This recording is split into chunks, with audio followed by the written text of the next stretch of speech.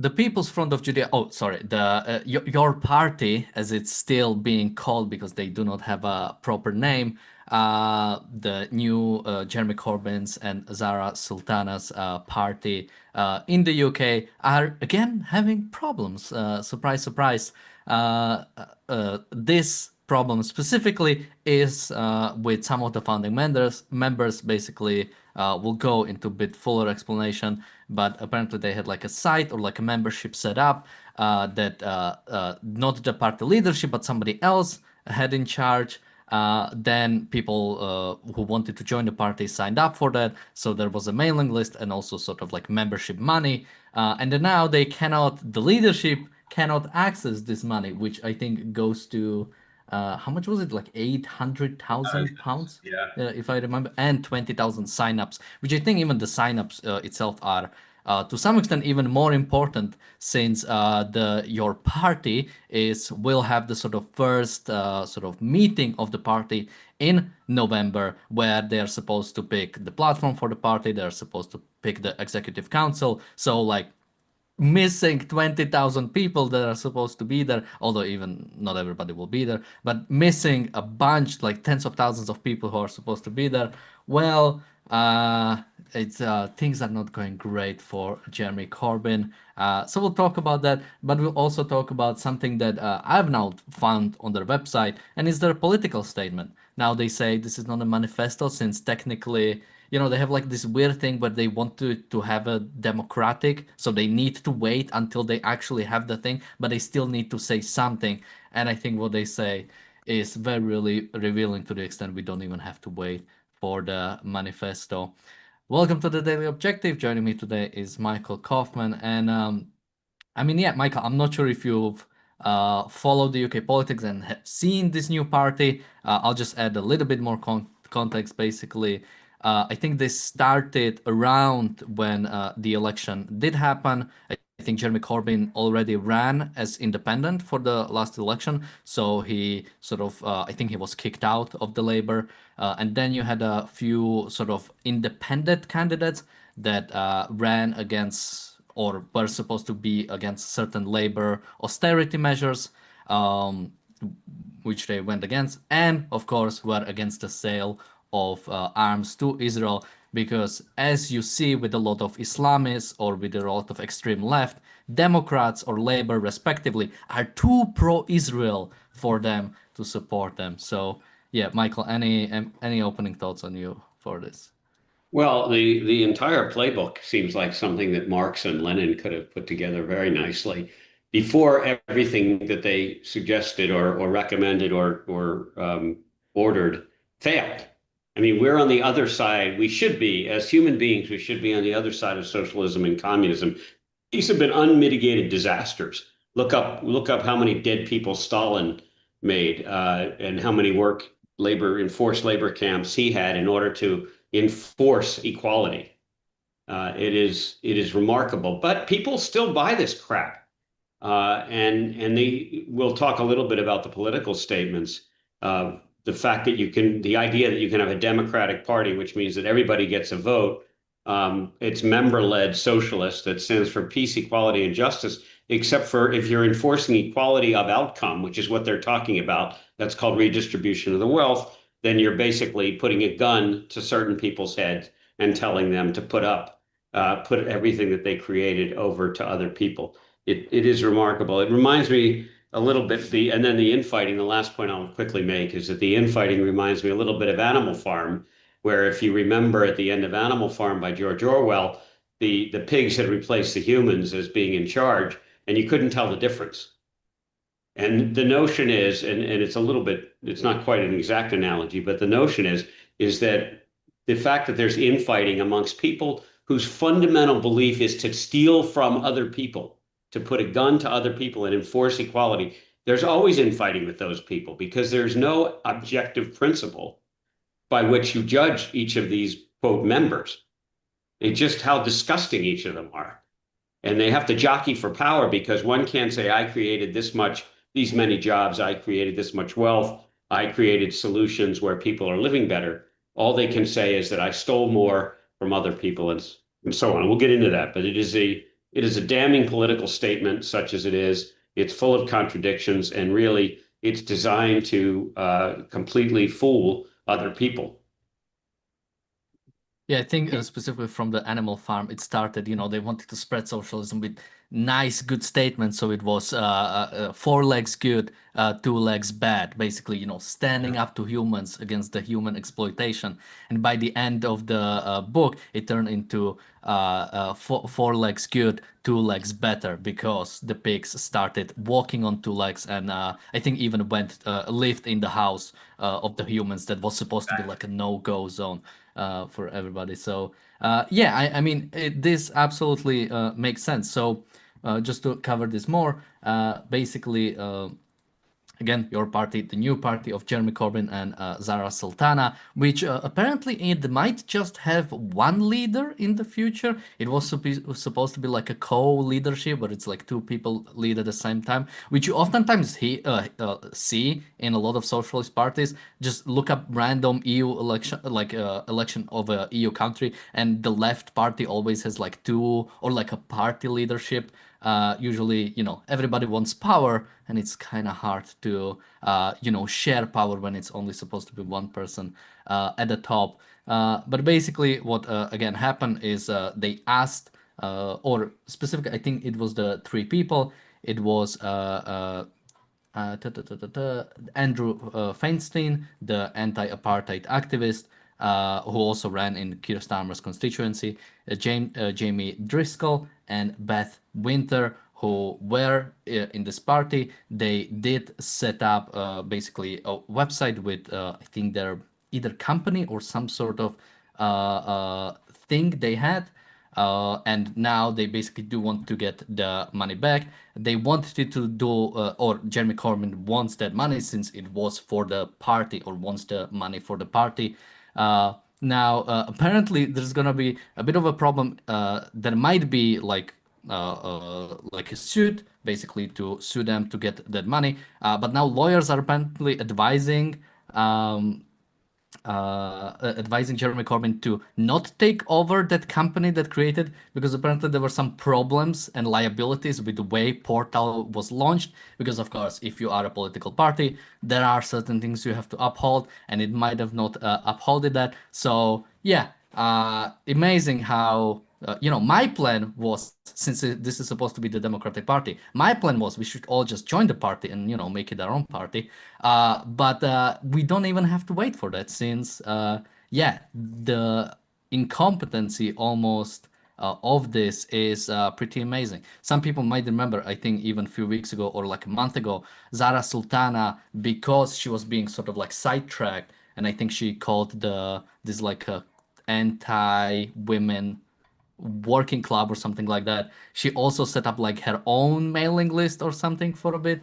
I'm not sure if that was dealt with, but yeah, I mean, Michael, any more thoughts on the sort of fiasco that is happening? Probably not the last that we'll see. Again, it's you see, look, you see this on the right wing too. You see fiascos happening, although you don't generally see divided leadership like this, because I think most people in the right wing understand that there has to be one leader. This is why most companies, I mean, almost all, but not all, but nearly all companies have one chief executive officer, hence the name. Having a co-chief is usually only during a time of transition, et cetera. You really have to have one leader. It doesn't mean anything. To have two leaders. I think this kind of behavior is absolutely expected. When you set up a party with this many contradictions, what ends up happening in reality is you end up trying to figure out what you're supposed to do. Because as soon as you start to do one thing, you're contradicting another thing that you say. I mean, I'll give you a quick example from their political statement. It says the party stands for freedom for the many, freedom from poverty, war, and oppression, and in defense of democratic rights and liberties. So that's pretty interesting because you have freedom from poverty, and you have liberty. So, how do you expect to get people out of poverty?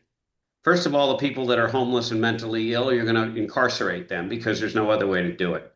Then there's the people that are very poor that are in poverty. Let's assume they can even work. So you're going to basically put a gun to someone who has more money and take that money from the person who has more money and move it to the person who has less money. That seems to me to be a violation of liberty. Forget about democratic rights. But this all, I mean, for a child, this sounds great. Of course, we should have all should have freedom from poverty, war, and oppression. The other one I love is the idea of freedom from war. We should all have that. We should, all of us in Europe and America should all have freedom from war. We should stop worrying about Iran, and we should stop worrying about North Korea, and we should stop worrying about Russia, because though these people are going to take care of it somehow by just declaring that they have freedom from war. And they're not going to worry about terrorist attacks. They're not going to worry about Putin, and they're not going to worry about Xi and sorry, and the guy running. I can't remember the gentleman running North Korea right now, Kim but Jong-un. Kim Jong-il, I think it is. But Un. anyway, it's this is stuff that is for children. And then freedom, of course, from oppression. I mean, I don't understand how a Bill of Rights and the laws that govern the UK and govern America and govern most European, certainly the democracies in Europe, I don't understand how those enforce oppression. What they enforce is liberty, meaning what they strive for is equalization of opportunity and not treating people differently based on their heritage, sex, and other characteristics, etc.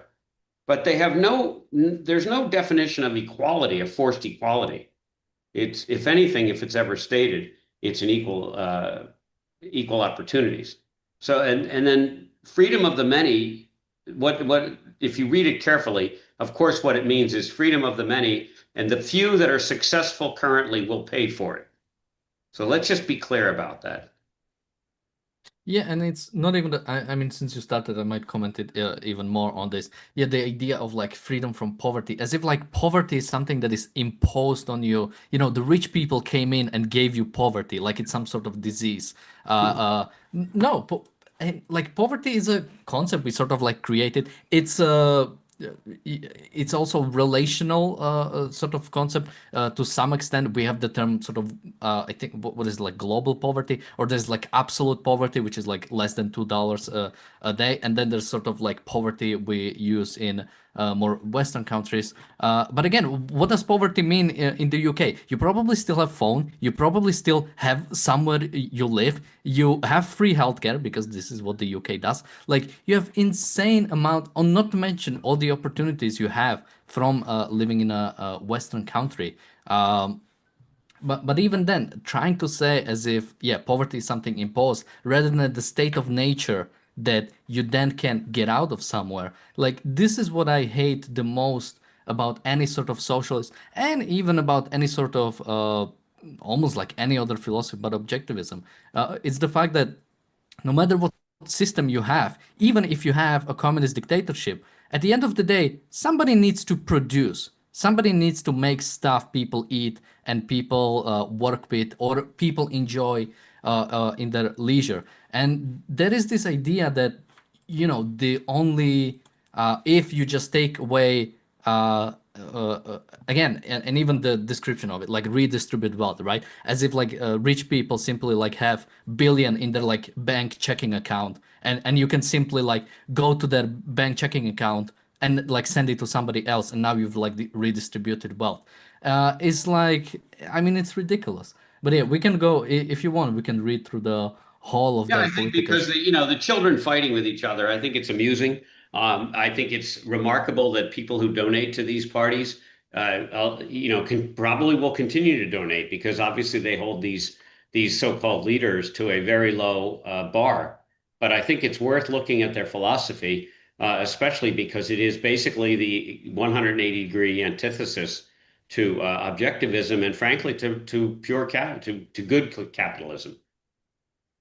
Somebody in the chat says free healthcare unless you are legal, you are back of the queue, or something like that. Yeah, I mean, okay, this idea that, I mean, Michael, have you ever said to yourself when somebody says, "Hey, there's free stuff over there," and you're like, free stuff, that's gonna be good quality. I'm sure it's gonna be like really good stuff if it's like free. Yeah, what do you expect? Again, it's not free. Somebody's still paying for it, but it's nationalized. So yeah, you don't have to pay for it. But yeah, if Well, the you do. If access you're paying to any it, taxes, you pay for it. I mean, one of the things I would love to see, an honest translation of every time a government says something is free, they just substitute taxpayer funded. And maybe that a few of the taxpayers who think they subscribe to this stuff, maybe a few of them will wake up.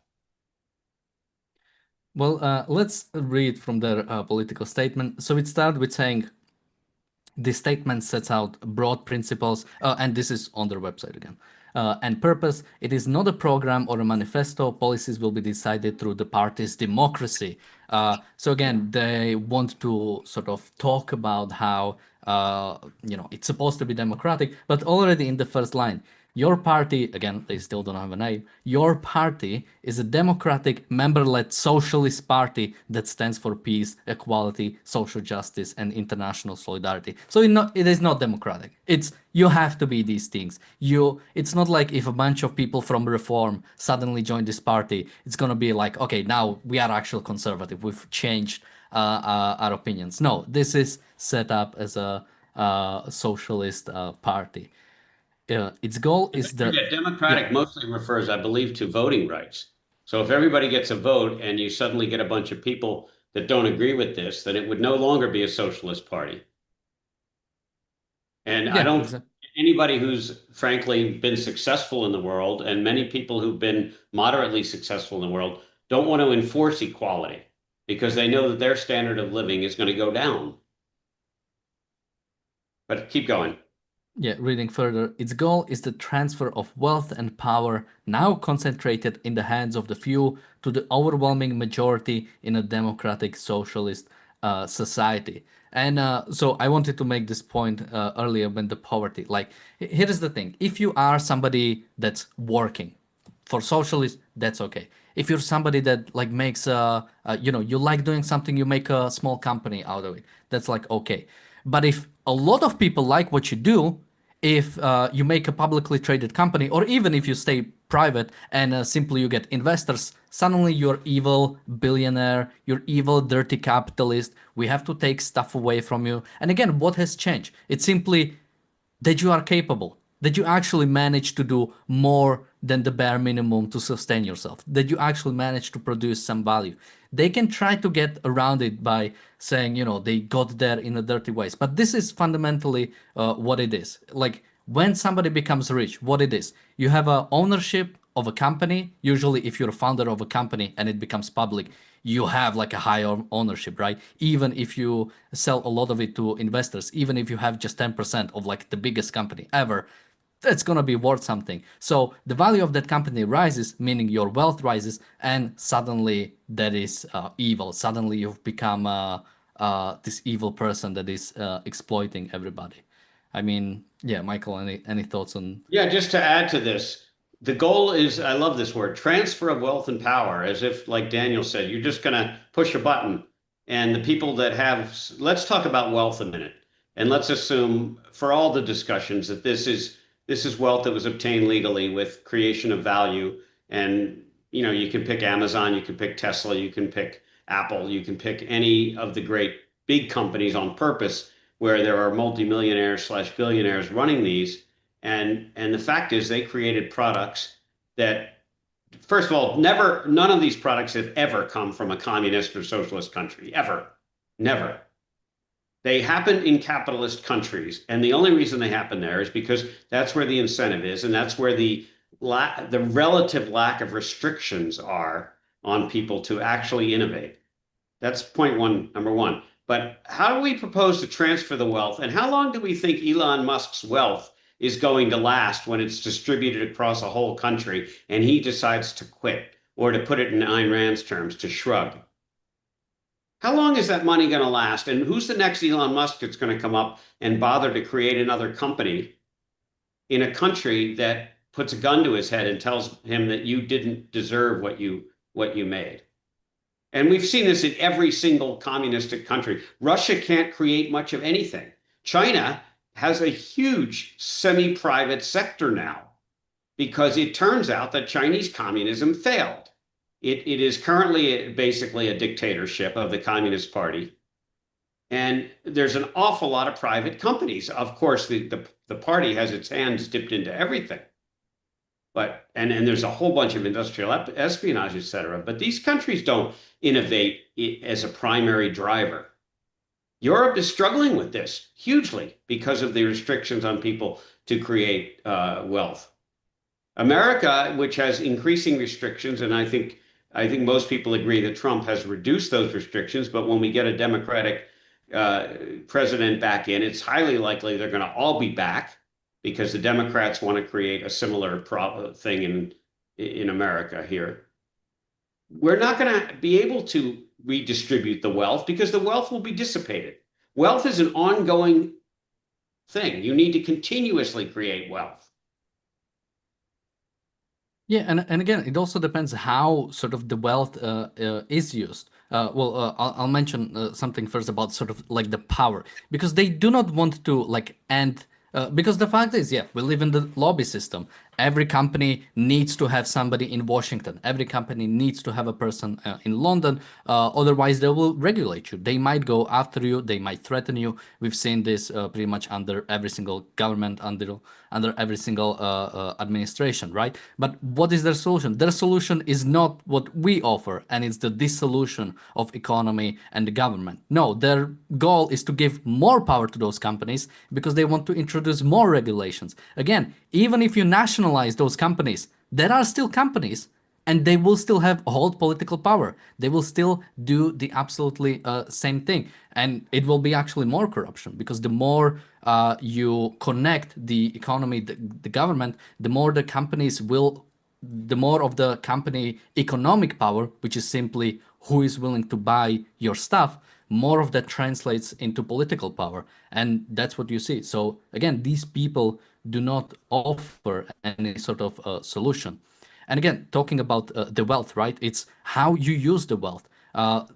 Take a simple example of somebody like working at a farm.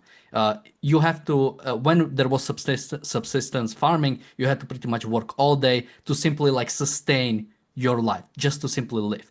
If you manage to get some tools or something to cut your workday by half, then you could take that saved production, you could take that saved effort and either translate it into leisure, just enjoy your life more, or you could work more and continue like using that production to make your work easier, meaning making other work easier and translating that into more sort of consuming, into more leisure. When companies have money, the only way they can really use it, I mean literally, I think the only way those companies can use the money is to basically put it towards, if you're a healthcare company, do more drugs. If you are a building company, build more stuff. You are using the money to actually build more things. What is the way and again, this is not like this on poor people or something, but what are these like working class people using the money whenever they get it? It's purely used on consumption, because if they use it for production, they don't usually stay in that working class for long. They don't usually stay in sort of, working from paycheck to paycheck for long. If you use all the availability you have for more production, you usually become more capable. You usually start creating something. Michael, any thoughts on this one? Yeah, I think it's really worth folks reading Ayn Rand's Capitalism: An Unknown Ideal. It's not that long, and there's some very, very simple concepts in it. Let me just read one because I think if you can disagree with this, but if you do, then you have to explain why you disagree and why this is not true. And if you agree with what I'm going to say, this entire party, the party here, has zero credibility and it is doomed to failure. And this is the huge mistake that when Marx said we're going to, we're going to control the means of production, as if some giant AI computer was going, and he, of course, didn't think that way, but it's as if some mystical godlike source was going to run the factories and innovate in the factories and figure out how to make things cheaper and cleaner and faster. And the workers would all basically all the profit, instead of going back into creating more research, et cetera, the workers would all be rewarded at the same level as everybody running the company. So they would all get a small bonus at the end of the year. And this would all just continue to work. And when the machines broke, somehow they would be fixed, and then so on and so forth. And this is absurd. And it's so absurd that it's hard to believe how anyone with a brain who thinks about things, other than just sort of saying, well, that sounds good, would actually believe it, especially if you know any history. So let me just take a quote here. Let me define.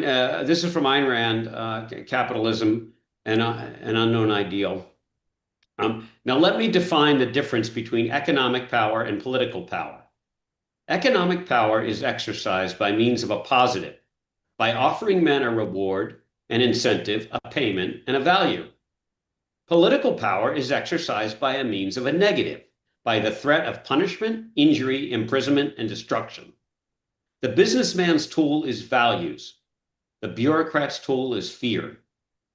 If you read this document from the party and you understand that words like transfer and equality, forcing equality, are nothing but a gun to the head of the people that are competent and the people that are wealthy to somehow support now, but not just now, because this will not work in the future. And whenever I used to get into fights with socialists about this when I was younger, and they thought they had something to say, this is before the USSR broke apart, they would always tell me, well, if we just took so-and-so's wealth, back then it was sort of Warren Buffett and the Rockefeller wealth back. And if we just took that money, all of it, and gave it to the poor people in the country, they'd all be fine. And I said, for how long?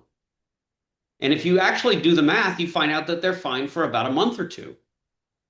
And then the money's gone. And all that wealth is gone, and all that innovation is gone, and all the drive is gone, et cetera. Never mind that you committed a fundamental moral catastrophe by putting a gun to one man's head and forcing him to give up something that he created by his own sweat and blood to another. That is a violation of liberty primarily, and the word liberty and freedom should appear nowhere in this document.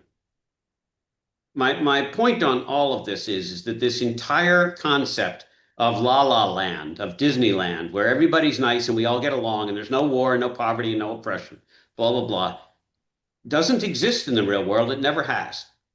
And every attempt to enforce this to work in the real world has led to sweatshops and forced labor and penal colonies, the likes of which have never, even the Holocaust didn't come close to the number of deaths that Stalin managed to do, and Pol Pot and the Chinese communists.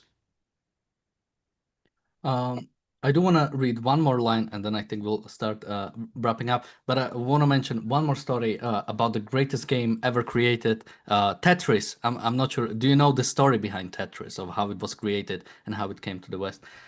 Basically, because people might say, Tetris was created in the Soviet Union. And it's like, no, Tetris was created by an individual that lived in the Soviet Union whose intellectual property over Tetris was taken by the government. We were able, people in the West were able to play it because the Soviet Union exchanged the intellectual property to Tetris.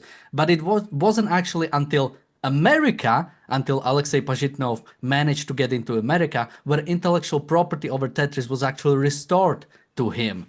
So it was America that actually gave the intellectual, or not gave, recognized the intellectual property, recognized the rights of individuals, even those born in communist countries. So I think people should definitely look up the documentary done by, or sort of like a drama documentary that was done by Apple about Tetris. I think it's just called Tetris 2023. Yeah. It's really good stuff. But I'm gonna read one more line, and it is, again, continuing from the political statement. It says, its task is to build a mass party for the many that represents and is rooted in the broadest possible social coalition with the working class at its heart. And here I would just say, again, there is the idea of a working class there is no such thing. There are the productive people and there are moochers. It doesn't matter how much money you have to be on either side. There are rich people who are moochers and there are poor people that are productive, although usually the ones who are really productive don't stay poor for long. So again, if you are an individual that is in control of his life, that wants to be in control of his life, and wants to have the greatest possibilities in the world possible, you should be for capitalism. If you want to simply mooch of other people, yes, your party is truly your party. Michael, any last thoughts from you? Yeah. As a parting thought, I love this working class because this was very appropriate 100 years ago when we had people on industrial lines and we had all this blame of capitalism that we had unsafe working conditions, which capitalism doesn't actually address. Capitalism is, you can blame it for being neutral and frankly silent on the issue of working conditions, but you can't blame capitalism. Capitalism, the goal is to take capital and create value out of it, and then so much value that you can take some of the new capital that you created from that value and put it back, as Daniel so nicely said. So when you talk about the working class, I want everyone on the call to think about how many of these working class contributed to the iPhone, to Tesla, to AI, to the kinds of chips that we need to run AI, and the kinds of breakthroughs in solar power and nuclear power that have led to the ability to have enough electricity to run all of the electronic gadgets that we want today. This is so old and so incompetent and unsophisticated, as well as being immoral. It's remarkable to me. And the fact is that the future of humanity is going to be robotics, and most of the so-called working class in dangerous conditions are going to be taken care of by robots. And we're not going to have this kind of working class. So if you want to worry about, what's amazing to me is I don't believe the word education appears anywhere in here. If you want to scapegoat the current governments for anything, what you should scapegoat them is that they're failing to actually train and teach, educate at a advanced level that's necessary for moving forward in our society. Going forward, what's amazing is that most of the companies I mentioned actually put their workers through additional training when they join. And they give you a lot more. And they only select, by the way, these companies, which many tout themselves as liberal, love to put them, to get into these companies. It's extremely hard. There's nothing equality about it. It's all about merit and ability. So I think this whole thing is remarkable, and we can keep an eye on it. They still have the climate crisis, et cetera, which even Bill Gates has sort of backed off on. Remember, the planet should have died in 2000. That was the original prediction, and that was kind of it. And every year, it's like, when is the apocalypse? It's just going to be always 5 years away. Well, I'm sure it's gonna be next year.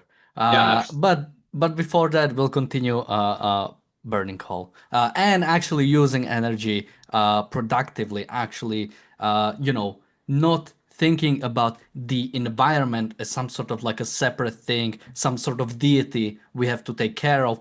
We'll think of human environment and what is the best for humans. Since again, value is I'm trying to find the right word for it, but value comes from people with consciousness. So again, it's only in terms of human value that we can really think of. To think of value outside of humans is to completely divorce yourself from any sort of philosophy, which is on par with many of these socialists. With that, I'm just gonna give a quick reminder to people to sign up for our mailing list. Since the Irreplaceable Spark Conference 2 will be announced very soon, including with the discount codes. So if you are on the mailing list, that's the quickest way to find out about it. Michael, where can people find you? the best way is Kaufman with two F's, Michael at LinkedIn, on LinkedIn. And of course, we'll be back tomorrow with another episode of the Daily Objective. Until then, bye bye. Bye bye.